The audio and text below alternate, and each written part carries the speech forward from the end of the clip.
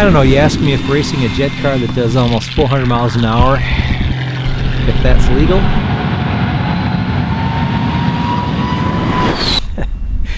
I don't care.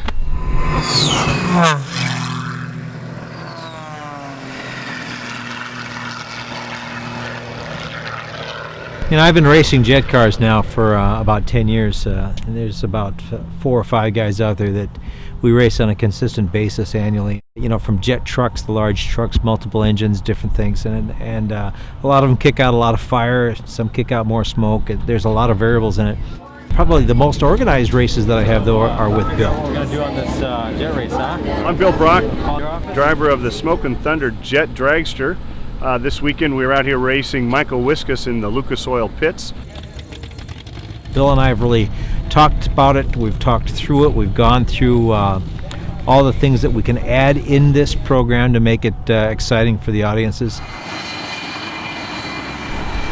It may look wild and crazy, but when an aircraft is screaming past me at about 180 miles per hour, it's absolutely imperative that Michael knows that I'm not going to turn left or right when he's slipping that airplane in high alpha or he's in knife edge coming at me at about 180 miles an hour. So we go through a nice thorough safety brief, make sure that Michael's comfortable, that I'm comfortable with what we're going to go do. The touchdown markers here. Okay. When we start up, where we meet on the runway, when we hit smoke. We've done this for a number of years, so it's really worked out quite well. As organized as it is, there's still a lot of variables. I have to constantly judge the wind. I have to constantly judge where his flame is going to be even when the wind bends it or pushes it a little bit. One hit from that 1500 degree flame, I hate to say it, but it would just be a bad deal.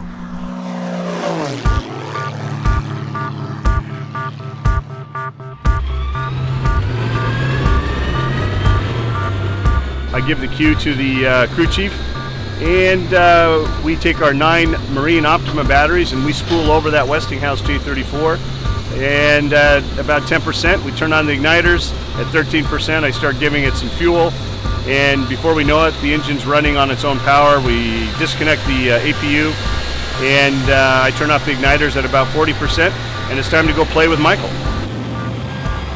The whole race begins on the ramp when we both start up. We both look at each other, we kind of know what we're doing. There's like 2 boxers in a ring. We'll get out on that runway, we'll kind of circle each other a little bit with smoke and noise. Bill will hit his afterburner out there, and it just makes this thunderous bang. I'm aggressive, going after this guy that's invaded my airport. He shouldn't even be out there because he's a car. He's not an airplane, and that's the story that we try to get across. We first go out to the runway, we both put out a lot of smoke and get the crowd's attention, and we line up. Initially we'll have a short drag race.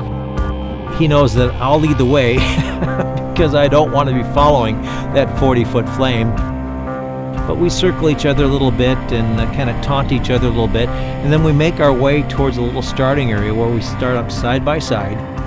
I give Michael the thumbs up, and he releases the brakes, and off we go as he accelerates the Lucas Oil pits to takeoff speed. I come in and out of burner so that I don't quite go too fast initially. We take off side by side, and at about 100, I pull up hard vertical and start spiraling around.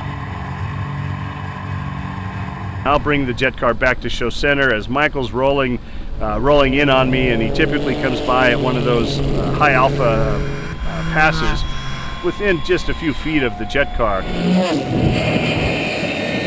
The idea here is I'm trying to come down, come close, make it look closer than it really is, and lay smoke down on it. It is pretty close. I do end up getting within feet of him, but that's all part of the fun too.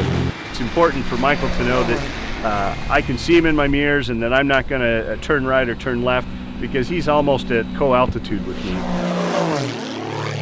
If I come in and keep it tight, I can hit him a number of times. At this point, the crowd has rushed the fence lines. Then it's time for the jet car to head to the end of the runway to line up for the race. He'll usually go attack my crew chief in the Corvette at the end of the runway and buzz him while he's setting up for the start of the race. As Michael's coming in for the race, he confirms to me that he's on speed that we briefed. Since I can't see Michael when he's behind me, my crew chiefs will start raising the flags to indicate to me at what RPM I need to be at. And when it's time, I'm at about 95% RPM. There's so much thrust that comes off that JetCar. There's so much swirling air that the first time I did that, I was hanging on for dear life, trying to keep that airplane under control and keep it in a straight line. Steve drops the flags. I light the afterburner. When I light the burner, I experience about 6 Gs. I don't see him. I don't hear him. I don't know where he's at. I know he's behind me and I know he's coming fast. Until I feel this shock wave or a bow wave. The airplane, as he comes by, I'll actually feel air push me out a little bit, and I know that he's right there. So I know that that's where he is. The parachute's going to be coming by in a second. When it's time to pull the parachute, if I am at that high 370 mile an hour or higher, that opening shock of my 14-foot ring slot parachute is about 12 Gs when it opens, and then it bleeds off quite rapidly. If the wind's out of stage left, I'll be on the left side of him so that if that parachute does break, it will drift to the opposite direction that I am. But once the car comes to a stop, by that point Michael's usually turned back around, and then it's time for him to attack us again on the runway while he buzzes us. I'll pass him, I'll push out inverted, spiral up, and peel away. After he slows down, I continue to aggravate him a little bit. I'll come in a number of times with smoke and continue to lay it down until Steve shows up with the other car. He goes into a teaser routine and entertains the crowd while we pick up the parachute and get connected so that we can tow off the runway.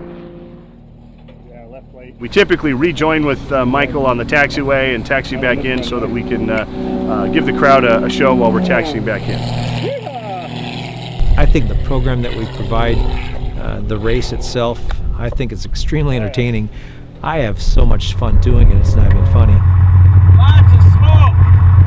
Wow! To be upside down 15 feet and have a car pass you at 400 miles an hour. Hang on, grit your teeth, watch out.